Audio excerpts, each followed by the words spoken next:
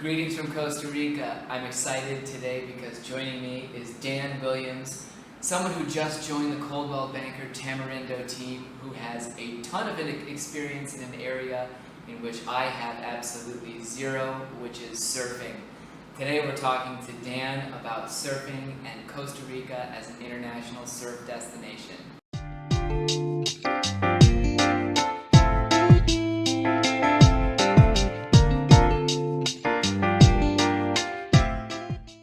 Good morning, folks. My name is Matt Rosensteel. Today I'm joined by Dan Williams. Dan has just joined the Coldwell Banker Tamarindo Realty team, but he's been in Costa Rica since 2015. He's traveled the world surfing a lot of different places. You surf a ton here. It's about the opposite of my lifestyle, so I wanted to get some thoughts and commentaries from Dan. Thanks very much for joining me today. No problem. Thanks for having me, Matt. It's a real pleasure. And thanks for joining our Coldwell team. I appreciate it, though it's always difficult to move one rung lower on the totem pole of who's the most handsome in the office. You just utterly ruined my hopes of ever being top level. I hope this isn't going to stop your never-ending assistance guidance here. Yeah. Anyhow, Dan, thanks for coming, and I want to talk about surfing, specifically Costa Rica as it fits into the world as a surf destination. Tell us a little bit about yourself so we get an overview of how you arrived here and what you've done traveling around the world. Sure. I've always worked in sales from an early age. I was 18 when I left college and got into a sales role, selling used cars, actually. A great foundation, I think, for qualification, negotiation, and closing deals. Actually, I still to this day kind of look back on some of the techniques that we would use, and particularly in the qualification. 10 plus years in sales in the UK, moving through different sectors from business to business and commercial. And my best friend and I would do kind of activity weekends once in a while.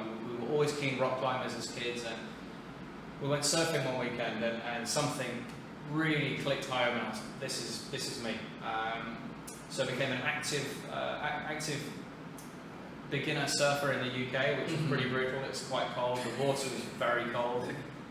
Temperatures around the kind of late 30s, early 40s Fahrenheit, and around kind of 4 to 6 Celsius. So getting changed in the snow and stuff was different.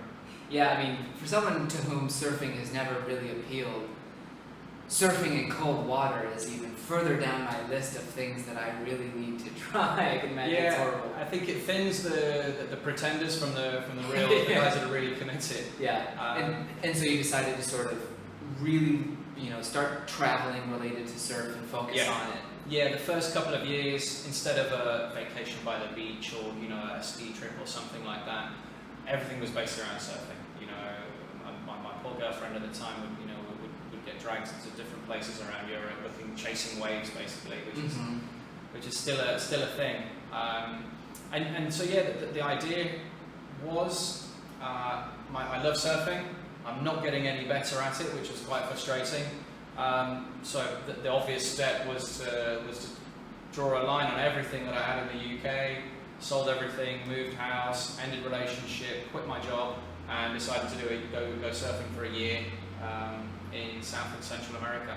Yeah. After having done a bit in Europe, which was great, but it was a week here, a week there. I really wanted to surf every day. That was what I was looking for. Okay. That eventually led me here to Costa Rica, through South America, through Peru, Ecuador, Nicaragua, and then here. So you did the South and Central American surf tour as well as Europe. Yep. I'm curious, as someone who's never really investigated, where does Costa Rica stand out as you're planning a surf trip? In the international community, what sort of reputation does it have among people who are looking to do this? And, as you were starting to think of, okay, I want to go here, here, here, here, why did Costa Rica make that list, and how did it pop up? Good question, actually. A friend of, I say a friend now, but a guy that I met on a surf forum through the UK suggested Central America, El Salvador, Nicaragua, and Costa Rica. easy to travel around, easy to get to, warm water, which is a huge bonus when you're from the UK, and good quality, consistent waves. I think the consistent part is what really, for me, put Costa Rica as a solid destination. It was the consistency is, I wanted to improve surfing, and my concept was to surf as much as possible. There are certain places in the world that have incredible world-class waves 3 or 4 months of the year. Okay. And that's not what I was looking for. I wanted to surf every day. Yeah. And that's what we ended up. So I planned my whole trip around the seasons to be in Costa Rica in the best time for swell, which was in the sort of northern hemisphere summer. So May through to September time is when we get the big south swells coming up from South America. Interesting. The consistency, again, as someone to whom all these concepts are foreign, yeah, I could imagine myself, I'm going to try surfing in Tamarindo and heading off and finding out that there were no waves, and it's the same with the birds here. You need to know when they're going to be in the right park, whatever natural wonder. Is it one place in Costa Rica that is general, or is it the whole country that in general receives more waves consistently, or are there particular communities here that are known for particular spots that are known for their consistency and long schedule? Yeah, I think where we are on the Gold Coast in Guanacaste is one of the more consistent, because we have a little bit more of a rounded coast as opposed to sort of a flat slab, if you like. So places further south, let's say Quepos, Dominical, Jaco, Playa Hermosa, they get more waves than we do here in terms of size and power, but they don't get the consistency. So for example, the coming months, November, December, January, we tend to actually get swells coming from the north. And because we have a slightly rounder coastline, for example, Tamarindo is one of the more famous waves in Costa Rica, probably one of the top 5, I would say. It works best on a north swell, which only tends to come November through to kind of January time. Yeah. And then you have a Langostura, Playa Grande, and Avianas, Playa Negra, which work fantastically well with the south swells, which basically fill in the gaps. Okay. So you have, places like Dominical, Playa Hermosa, Provones, let's say, which are very, very famous waves, fantastic quality waves. They will work great on the south swell. So January, December, you're not really going to get that much surf. Okay. Interesting. And then you have on the Caribbean side, again, fantastic quality waves from kind of November, December, January, February, and then you get pretty much nothing for the rest of the year round. Obviously, that's a very broad description, but as a general season, that's where you're looking. Okay. For sure. In generally, the countries that sort of surfers target, would you say that you were focused on just the best surf opportunities being Peru, Ecuador, Nicaragua, and Costa Rica? Or did those countries also meet other travel goals that you had? No, it was all surf. So now I've been to Peru 3 times. Time-wise, I think I'm at about just under 8 months of time in Peru.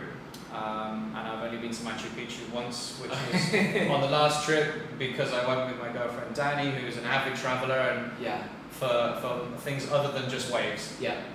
And so in general, how does Costa Rica as a country stack up? What are some of the biggest differences that you've noticed in hitting different surf destinations? You've ended up here. How did that happen, and why are you staying in Costa Rica instead of looking for somewhere else? Okay, to answer that in 2 parts. How I got here, I was traveling through and I came across an opportunity to volunteer at a hostel here. Costa Rica is a little bit more expensive than Nicaragua, Peru, Ecuador.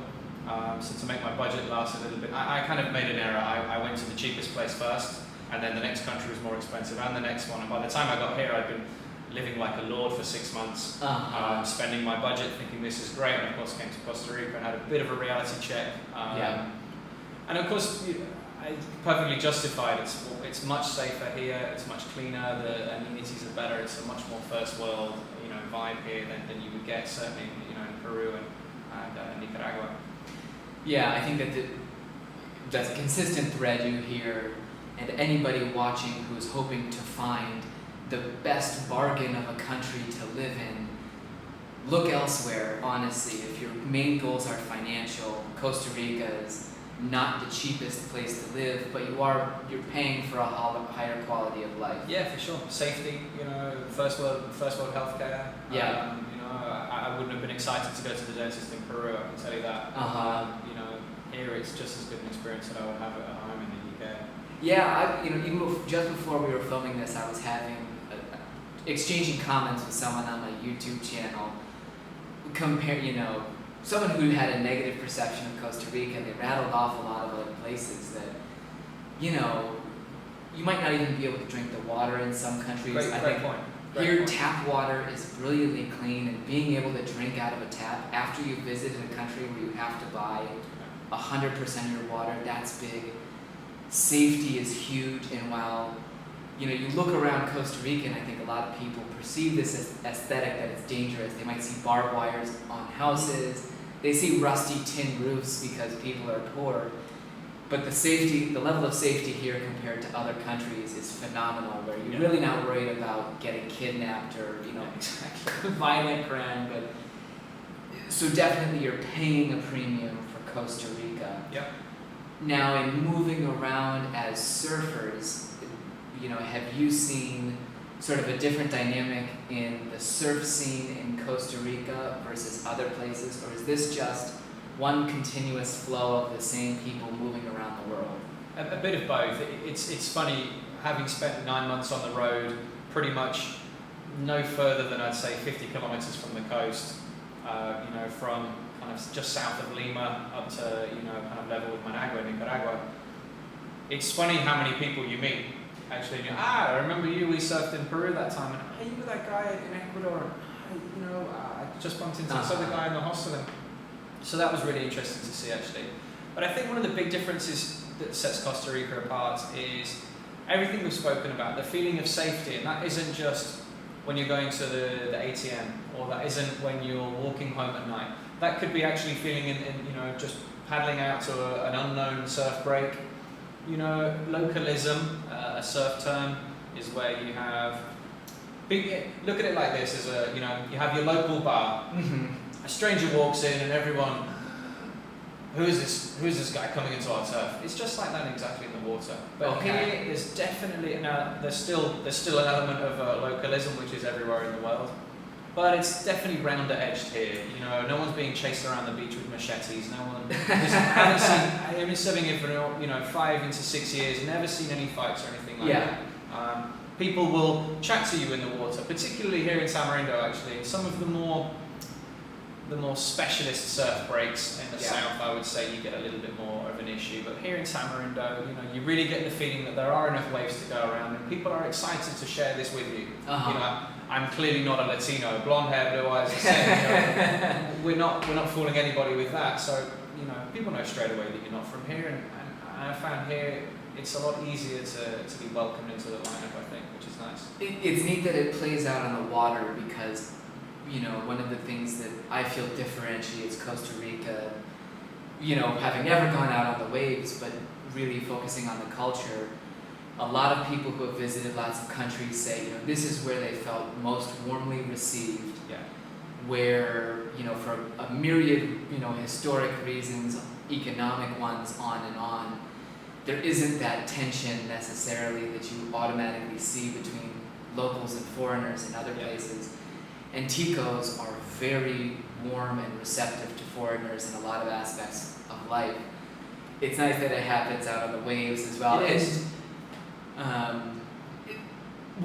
Just out of curiosity, where were some of the most fiercely localist places in your travels that you felt, we have to fight for our waves or not go out when the locals are out there?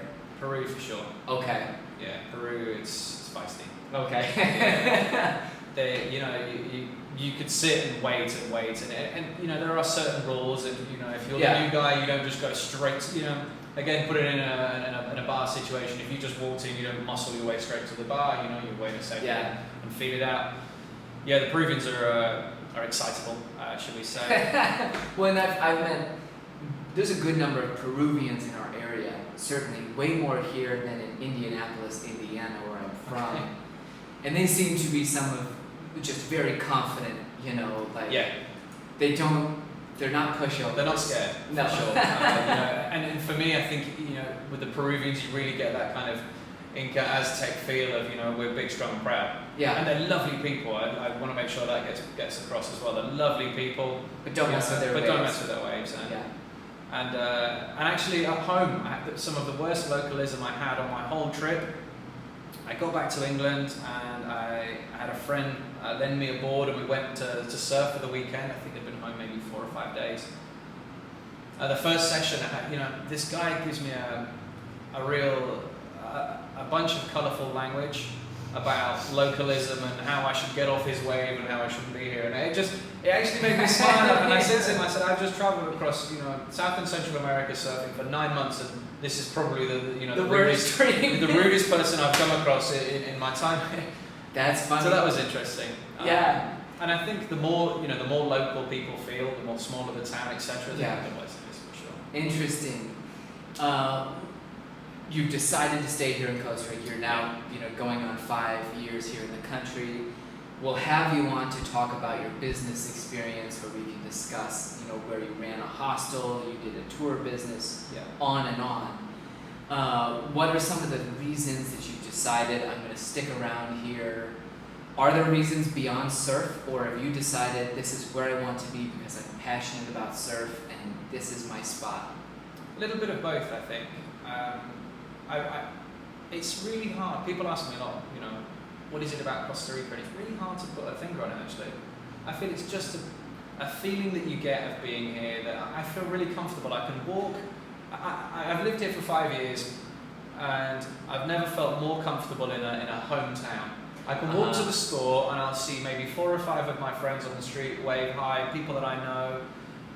It's a really small, close-knit community, so most of the business owners, you're never more than a couple of people away from finding out who you actually want to get to speak to, which is great. And I love the fact I can walk everywhere. The fact that I can grab my board at 5 o'clock in a pair of shorts, run, grab a couple of waves. It was my turn. My office day was yesterday. I surfed for a couple of hours before work, and everything was great. And that's my ability to surf when I want, when I can, when the waves are good, etc. Coupled with the fact that I'm really comfortable with where I live and the community I live in, and there are work opportunities here and the opportunity to be involved in sales, which is something I'm passionate about. Yeah. Combine that together, and honestly, I really struggle to think of anywhere in the world that's going to be able to match it. Yeah. I really do. That's largely over time what I realize more and more. It's hard to pinpoint those reasons. I don't have a 4-pillar structure as to why I love Costa Rica or my philosophy, but I am extremely comfortable here, and especially the dynamic of living in this small town. For me, I'm a very controlling, sort of obsessive personality, and I love knowing who's who I'm going to be talking to, everybody's business. Really, you don't have, you can get into this nice groove of life where you just feel relaxed, comfortable, and that you've got sort of a solid rhythm going and solid relationships for sure. Yeah. And I think on top of that, I just want to add to that, it's still, it doesn't cease to amaze me that you'll meet a friend who will bring another friend, who brings another friend who you've never met before, never even seen the guy. Yeah. He lives 200 yards up the street. You have this in common, this in common, and this in common, and he's good friends with this guy and this guy and this guy that you know and hang out with all the time. And that still happens even after 5 years in what is still a very small town. Yeah, you're in Tamarindo, a small town that only has maybe 1,000 or 2,000 people tops. Yeah. Even in my town, that's a degree smaller, a few hundred people, I'm still meeting people, even foreigners that have lived in Junquillal the entire decade that I've lived there, and putting together relationships. I met clients in closing a real estate deal, and it was, putting 2 and 2 together from years of seeing each other at a restaurant, but never really knowing who each other Yeah. was. It's great that you can touch on that dynamic because I for one did not do much traveling, and I only lived in Indiana and here. My experience is limited, so I try to patch together sort of what a lot of people think. Dan is a member of our team and a new superstar rising through the Coldwell Banker empire. If you want to get in touch with either of us, you can email me at matt@cbtamarindo.com, or you can email Dan at dan@cbtamarindo.com. One last question I'll hit you with before we go. Please.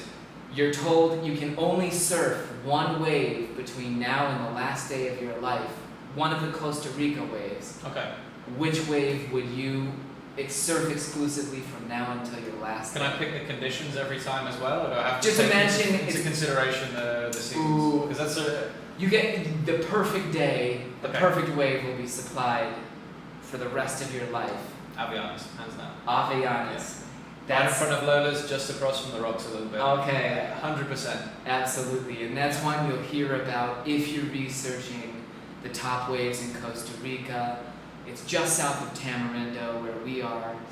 If you want to get more information about moving to Costa Rica, if you're considering visiting, renting, etc., be sure to subscribe to my channel. It will justify me and my crazy search for approval in this world. So I'll really appreciate it if you can click that subscribe button. Thanks very much for watching today. Thanks again Thanks, to man. Dan for joining us. Sure. Have a good one, and we'll see you next time. Ciao.